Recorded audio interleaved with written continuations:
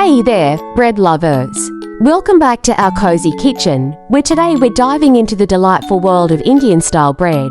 If you've ever wanted to impress your family or friends with a warm, homemade treat, you're in the right place.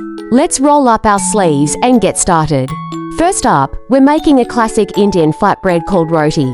It's simple, wholesome, and pairs beautifully with a variety of dishes. To begin, gather your ingredients: whole wheat flour, a pinch of salt, and water. That's it.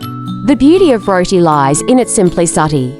In a large bowl, mix 2 cups of whole wheat flour with a teaspoon of salt. Gradually add water, a little at a time, until the dough comes together.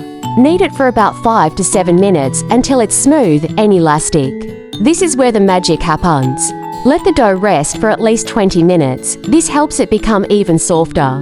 Once your dough is rested, divide it into small balls, about the size of a golf ball.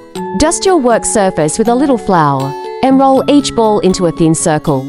Don't worry if they're not perfect. Each roti has its own character.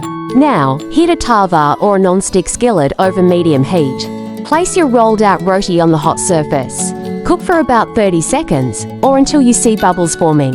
Flip it over and cook for another 30 seconds. For that lovely puff, gently press down with a spatula. You'll see it rise beautifully. Once cooked, remove it from the skillet and keep it warm in a clean kitchen towel. Repeat the process with the remaining dough balls. The aroma of freshly made roti will fill your kitchen, and trust me, it's irresistible. Serve your roti with your favorite curry or simply enjoy it with a dollop of butter.